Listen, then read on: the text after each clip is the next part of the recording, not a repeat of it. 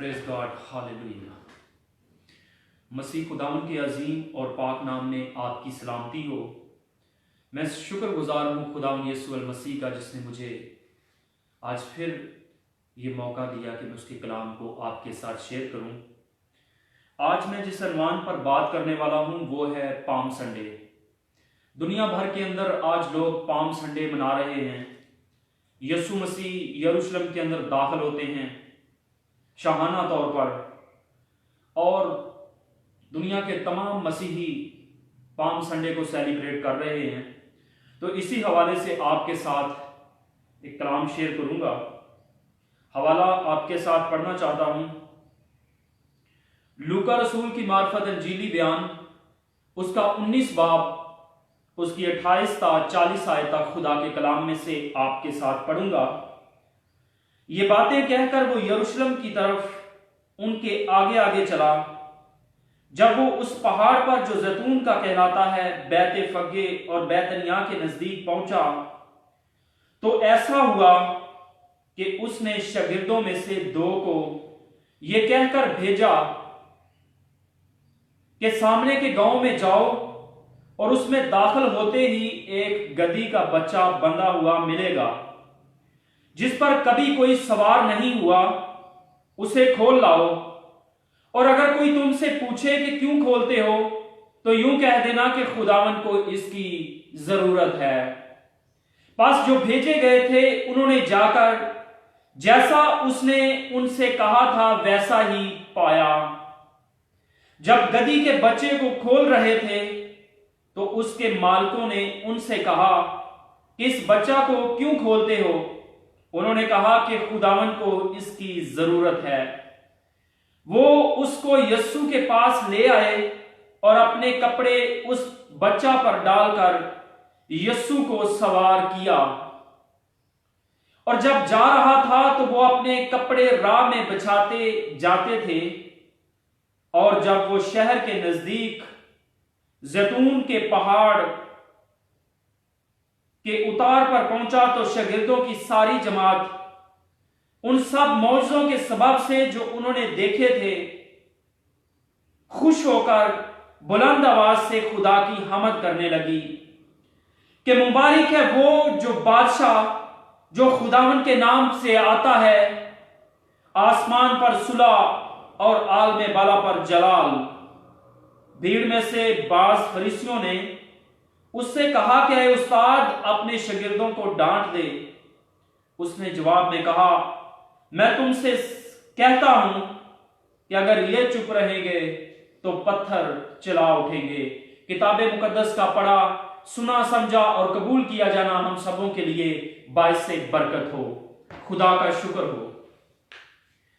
मेरे अजीजों, यीशु मसीह बादशाह ही नहीं, बाजुकात लोग यीशु मसीह को बादशाह कहते हैं, लेकिन मैं आपको बताना चाहता हूं यीशु मसीह बादशाहों का बादशाह है।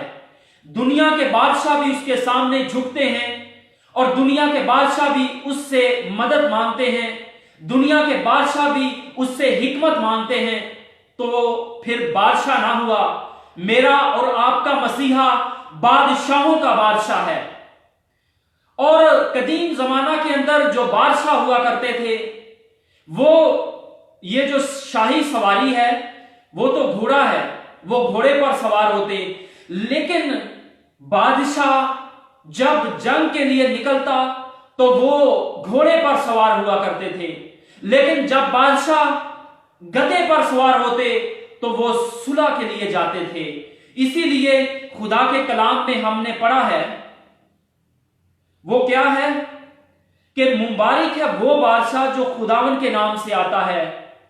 आसमान पर सुलह और आल में बाला पर जलाल। मेरा और आपका बादशाह जो है, जो यीशु मसीह है, वो सुलह कराने के लिए दुनिया के अंदर आया। और सुलह के तल्लुक से बात करना चाहता हूं, वो कौन सी सुलह है जो वो करवाने के लिए उसको जरूरत पेश आई कि वो गधे पर सवार हो। मेरे अजीजों, जब हम देखते हैं कि आदम ने नाफरमानी की तो उस गुनाह की वजह से वो खुदा की हजूरी से निकल गया और एक खला पैदा हो गया। खुदा और इंसान के दरमियान, और इस इंसान और खुदा के दरमियान खुला जो है बढ़ता चला गया। खुदा के नबी आए, खुदा के लोग आए, लेकिन इस खला को पूर्ण ना कर सके। बर्रों और बछड़ों की कुर्बानियां जो थी वो खुदा और इंसान के साथ जो मेल था, जो मिलाप था, उसको ना करा सकी। और खुदा ने अपने बेटे को जब दुनिया के अंदर भेजा तो उसने इस इंसान और खुदा के साथ उसने मेल कर दिया, उसने सुलह करा दी। इसलिए मेरा और आपका बादशाह जो है वो सुलह कराने के लिए दुनिया के अंदर आया। सबसे पहले जो मैं बात करने वाला हूं वो है गधी के बच्चे की कोई वैल्यू ना थी। जब यीशु मसीह ने उस पर सवारी की तो उसकी कदर बढ़ गई, उसकी वैल्यू बढ़ गई। और यीशु मसीह तो कबूल करने से पहले हम देखते हैं कि हम जितने भी ईमानदार हैं, जितने भी मसीह पर यकीन करते हैं, मसीह पर भरोसा करते हैं, मसीह पर ईमान लाए हैं, ईमान लाने से पहले, यीशु मसीह को कबूल करने से पहले हमारी कोई वैल्यू ना थी, हमें कोई जानता ना था। हम शैतान के हाथों दुख उठाते थे। लेकिन जब हमने यीशु को कबूल कर लिया, जब हम मसीह के पैरोकार बन गए, जब हम खुदा के बेटे और बेटियां बन गए, तो हमारी एक वैल्यू बन गई, हमारी एक कदर बन गई।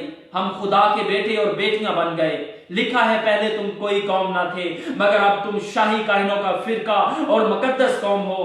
पहले हमारी कोई वैल्यू ना थी, लेकिन अब हम शाही कायनों का फिरका और मुकद्दस कौम हैं। यूं कह देना कि खुदावन को इसकी जरूरत है। खुदावन ने अपने शागिर्दों को भेजा और उनको कहा कि गधी के बच्चे को खोल लाओ। अगर कोई तुमसे पूछे तो यूं कह देना कि खुदावन को इसकी जरूरत है। नंबर 2, खुदावन को इसकी जरूरत है। उस वक्त खुदावन को गधी के बच्चे की क्यों जरूरत थी? क्यों उस पर सवारी की उन्होंने?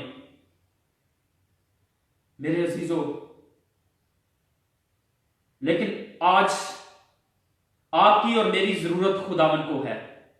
उस वक्त गधी के बच्चे की जरूरत खुदावन को पड़ी और वो शाहाना तौर पर यरूशलेम में दाखिल हुए। लेकिन आज मेरी और आपकी खुदावन को जरूरत है। क्यों जरूरत है? यीशु मसीह सुलह कराने के लिए दुनिया के अंदर आए और यीशु मसीह हलीम बन गए, फरोतन बन गए, और वो गधी के बच्चे पर सवारी की उन्होंने, जिस पर लोग बैठना मुनासिब नहीं समझते। यीशु मसीह ने उस गधी के बच्चे पर सवारी की। मेरा और आपका बादशाह, मेरा और आपका नजात दहिंदा हलीम बन गया और वो गधी के बच्चे पर सवार है। और खुदावन को इसकी जरूरत पड़ी और वो हलीम बन गया। आज मेरी और आपकी जरूरत खुदावन को है। क्यों जरूरत है? इसलिए कि हम नजात पाएं, इसलिए कि हम अपने गुनाहों से तौबा करें, इसलिए कि हम हलाकत की तरफ जा रहे हैं और हम हलाकत से बच जाएं। इसलिए खुदावन को जरूरत है कि हम जहन्नम की आग से बच जाएं। खुदा ने मुझे और आपको इसलिए नहीं बनाया कि हमें वो जहन्नम के सपुर्द कर दे, जहन्नम की आग में डाल दे।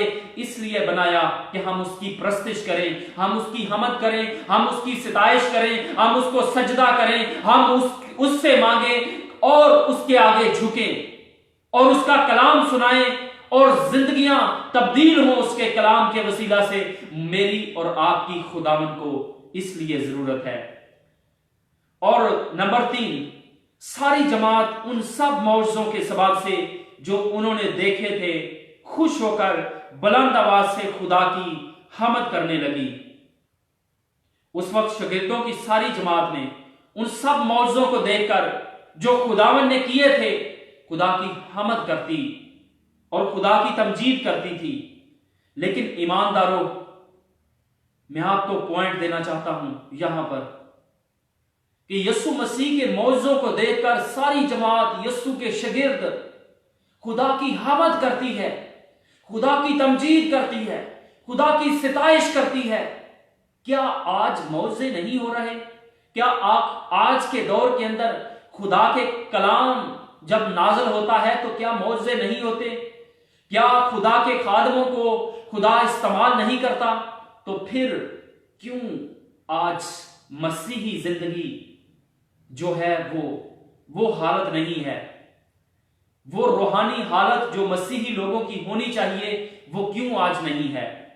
क्यों आज खुशी के साथ मसीही खानदान उसकी इबादत नहीं करते?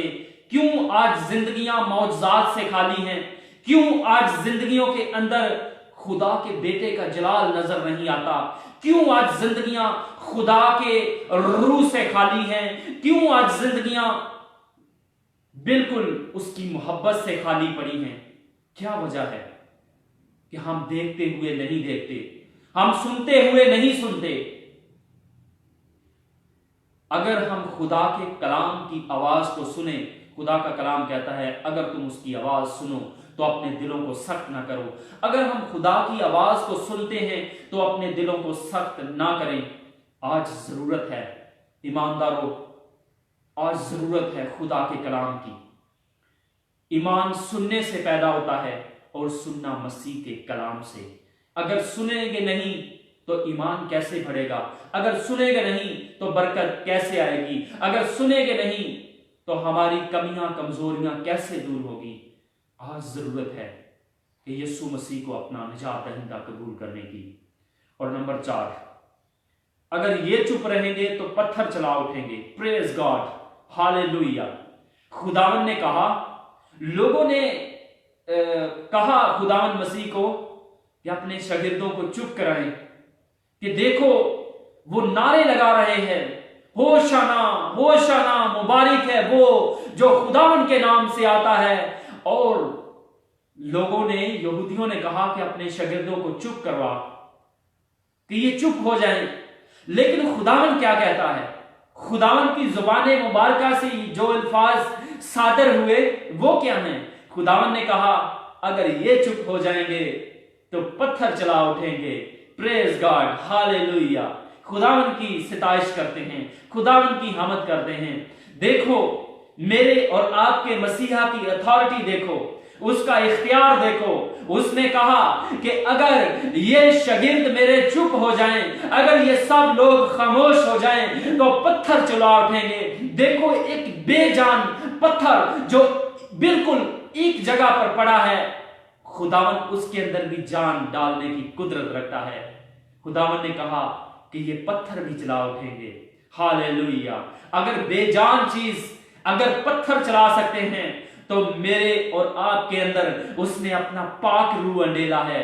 उसने रूह की 9 नेमतें दी, 9 फल दिए। क्या हम नहीं चला सकते? बुलंद आवाज से, जोर से क्यों उसकी तमजीद नहीं कर सकते? तू अपने मुंह को खूब खोल तो मैं उसे भर दूंगा। हालेलुया। खुदावन की सताइश हो। अजीजों, बुलंद आवाज से खुदावन की हमद करें, खुदावन की सताइश करें। वो हमारे साथ है। अगर वो हमारे साथ है तो कौन हमारा मुखालिफ है? हालेलुया। एक और हवाला आपके साथ पढ़ना चाहता हूं खुदावन के कलाम से। पुराने अहदनामे की एक पेशन गोई है। वैसे तो बहुत सी पेशन गोइयां और भी हैं, ये खास पेशन गोई जकरिया 9 बाब उसकी 9वीं आयत खुदा के कलाम में से आपके साथ पढ़ूंगा। लिखा है, आए बिनते सयून तू नहायत शादमान हो, आए दुख्तरे यरूशलेम खूब ललकार, क्योंकि देख तेरा बादशाह तेरे पास आता है।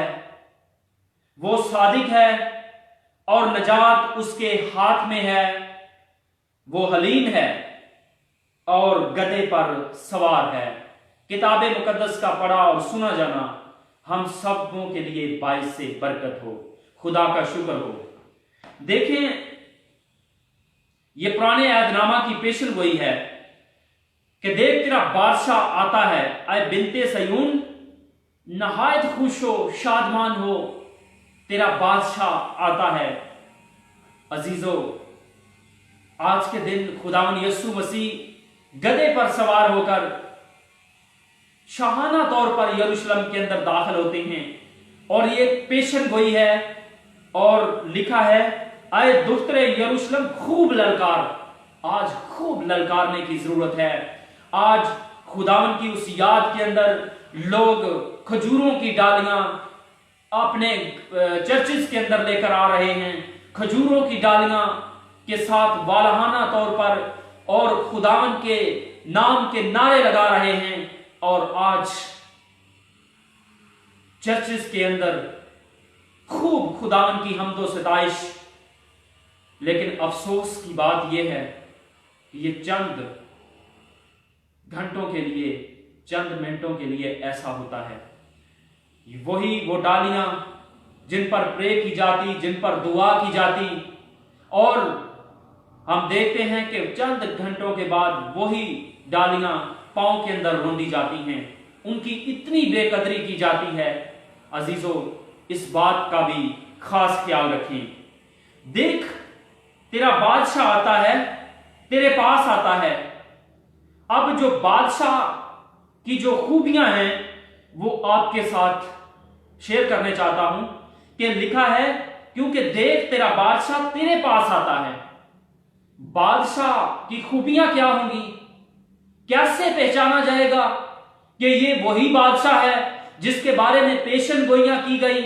कैसे मालूम होगा? बादशाह की खूबियां आपके साथ बयान करना चाहता हूं। लिखा है, क्योंकि वो सादिक है। सादिक के ताल्लुक से आपके साथ बात करना चाहता हूं, क्योंकि वो सादिक है। सादिक का मतलब है सच्चा। खुदावंद यीशु मसीह वाहिद हस्ती है। जब वो दुनिया के अंदर आए, वो वाहिद हस्ती है जो हर किस्म के गुनाह से पाक है। वो ख्यालन तौर पर भी गुनाह से पाक, वो कौलन तौर पर भी पाक, ख्याली तौर पर भी, और कौल के तौर पर भी, और फेल के तौर पर भी। वो हर किस्म के गुनाह से पाक और मुबर्रा है। खुदावंद यीशु मसीह पाक हस्ती है। और सबसे बड़ी बात यह है कि मसीह खुदावंद ने कभी झूठ नहीं बोला। खुदावंद यीशु मसीह ने 12 अंजील मुकद्दस के अंदर कहा, मैं तुमसे सच कहता हूं, मैं तुमसे सच कहता हूं, मैं तुमसे सच कहता हूं। अब जो झूठ की बात है, जितने भी नबी पुराने अहदनामे के अंदर आए, हम उनको देखते हैं कि बहुत से नबियों ने झूठ बोले। इब्राहिम को देखते हैं, इसहाक को, याकूब को, और नबी झूठ भी बोलते रहे। लेकिन मेरा और आपका मसीहा तमाम गुनाहों से पाक था, और वो सच्चा है और सच्चाई की तालीम देता रहा, और वो सादिक है। इसलिए ये पहचान है जो बादशाह आने वाला था, ये उसकी पहचान है कि वो सच्चा है, वो सादिक है। नंबर 2 जो बात है वो ये है कि नजात उसके हाथ में है। नंबर 1 वो सादिक है, वो सच्चा है। नंबर 2 नजात उसके हाथ में है। नजात का मतलब है रिहाई। मसीह की पैदाइश से पहले फरिश्ता मुकद्दसा मां मरियम के पास आता है कि उसका नाम यस्सु रखना, वो अपने लोगों को उनके गुनाहों से नजात देगा। नजात बहुत सारे लोग, हो सकता है दुनिया के कोई और भी लोग दे सकते हो। कोई पीर फकीर भी निजात दे सकता हो, कोई डॉक्टर भी निजात दे सकता हो। अगर किसी को कोई मर्ज है तो डॉक्टर उसे दवाई दे, इंजेक्शन लगाए, तो हो सकता है वो उस मर्ज से निजात मिल जाए। और अगर कोई किसी की कोई प्रॉब्लम हो तो हो सकता है किसी दरबार पर लोग जाएं, मे भी उन्हें उनकी जरूरत पूरी हो जाए और उन्हें निजात मिल जाए। लेकिन यहां पर जो निजात की बात है अजीजों, ये बहुत ही खास बात है जो फरिश्ता ने मुकद्दसा मरियम से कही कि वो अपने लोगों को उनके गुनाहों से निजात देगा। ये जो निजात है, ये गुनाहों से निजात की बात हो रही है।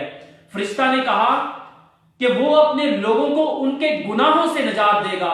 दुनिया के माबूद हो सकता है बीमारी से निजात दे दें, हो सकता है किसी तंगी से, हो सकता है किसी बीमारी से निजात दे दें। लेकिन यहां पर जो बात फरिश्ता ने कही मुकद्दसा मां मरियम को कि वो अपने गुनाहों को, अपने लोगों को उनके गुनाहों से निजात देगा।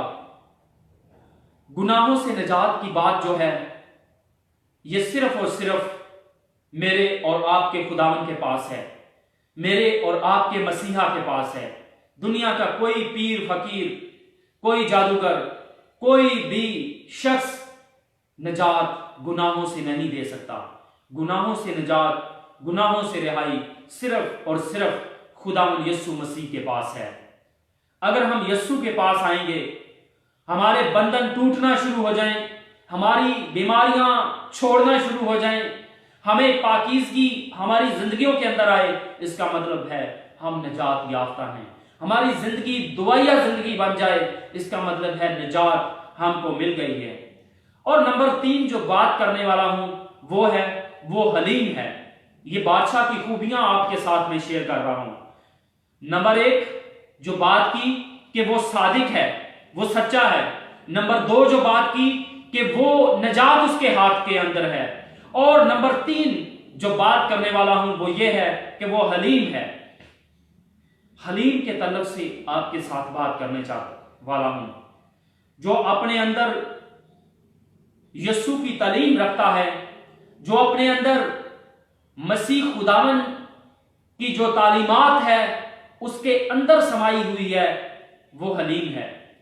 कैसे जज करेंगे कि ये हलीम है?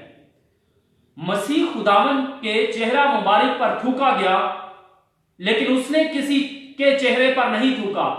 ये हलीम होने की निशानी है, वो हलीम है, वो फरोतन है। मसीह खुदावन को गालियां दी गई, वो गालियां खाकर गालियां नहीं देता। क्यों? क्योंकि वो हलीम है। और मसीह खुदावन के चेहरा मुबारक पर थप्पड़ मारे गए, उसने किसी को थप्पड़ नहीं मारा। इसका यह सबूत है कि वो हलीम है। और मसीह खुदावन की तजलील की गई और उसने किसी की बेइज्जती नहीं की। इसका मतलब है कि वो हलीम है। उसके सर पर कांटों का ताज रखा गया, लेकिन उसने उफ तक ना कहा। इसका मतलब है कि वो हलीम है।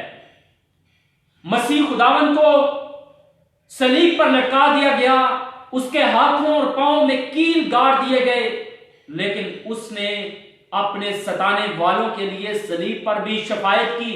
वो क्या है? क्या है? बाप इनको माफ कर, क्योंकि ये नहीं जानते कि क्या करते हैं। मसीह खुदावन ने अपने सताने वालों के लिए भी सलीब पर दुआ की, उनकी शफायत की, कहा कि आए बाप इनको माफ कर, क्योंकि ये नहीं जानते कि क्या करते हैं। इसका मतलब है मसीह से भरकर कोई भी शख्स हलीम और फरोतन नहीं है। ये बादशाह की तमाम खूबियां मसीह खुदावन के अंदर मौजूद हैं कि मसीह खुदावन के बारे में जो पेशन गोई जकरिया 9:9 में हुई, इसके बारे में कि बादशाह, क्या लोग हो सकता है कंफ्यूज हों कि क्या खूबी होगी उसकी, कि वो गधे पर सवार होगा, और यही बादशाह है। मसीह खुदावन के अंदर ये जो 3 खूबियां हैं ये पूरी होती हैं कि वो बादशाह कैसा होगा। मसीह खुदावन हलीम है। अब मैं यहां पर बताना चाहता हूं कि अगर हम मसीह के पैरोकार हैं, अगर हम मसीह के फॉलोअर हैं, अगर हम मसीह को मानने वाले हैं, अपना निजात दहिंदा, तो क्या हमारे अंदर ये सारी खूबियां हैं? क्या हम मसीह की तालीम पर अमल करते हैं? क्या हम हलीम हैं?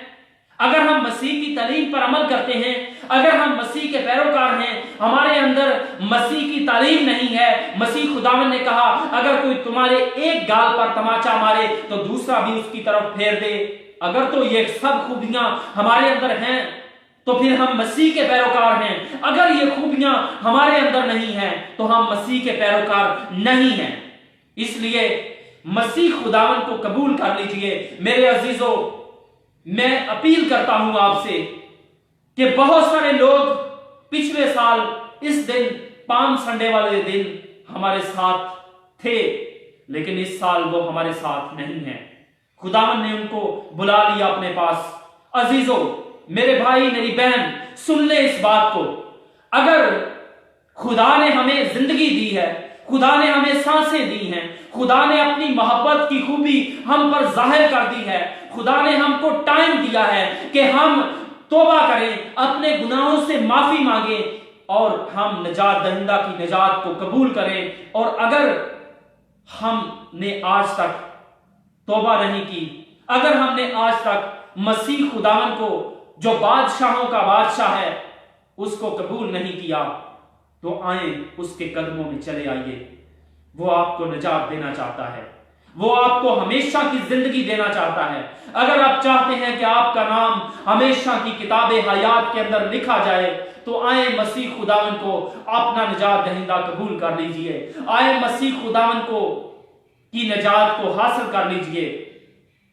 जस्ट इकरार करना है कि खुदावन मैं गुनाहगार हूं, मैं तुझे अपना निजात दहिंदा कबूल करता हूं, तू मेरे गुनाहों को ले ले और अपने खून से मुझे धो डाल। तो खुदावन आपके तमाम गुनाहों को माफ करने की कुदरत रखता है, क्योंकि उसने कहा इब्ने आदम को जमीन पर गुनाह माफ करने का इख्तियार है। यीशु मसीह को इख्तियार है कि अपने लोगों के तमाम गुनाहों को माफ कर दे।